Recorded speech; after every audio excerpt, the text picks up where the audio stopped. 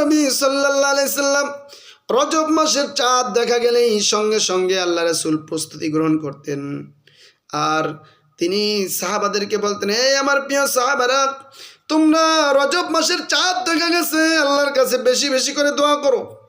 কি দোয়া করবা? আল্লাহুম্মা বারিক লানা ফি রজব শাবান ওয়া বাল্লিগনা রমাদান।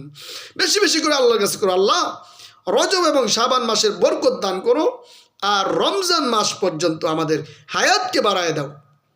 এই জন্য আল্লাহ রাসূল সাল্লাল্লাহু আলাইহি ওয়াসাল্লাম সাহাবাদেরকে বলতেন, যখন রজব মাস শেষ হয়ে গেছে, শাবান মাস চলে আসতো, বলতো উহসু হিলাল শাবান আলি রমাদান। তোমরা শাবান মাসের যখন চাঁদ দেখা যাইতো, রাসূল বলতেন শাবান মাস থেকে প্রত্যেকটা রাত্র, প্রত্যেকটা তারিখ তোমরা হিসাব করে রাখো। আল্লাহ রাসূল বলতেন, আজকে কয় তারিখ? 5 তারিখ। আর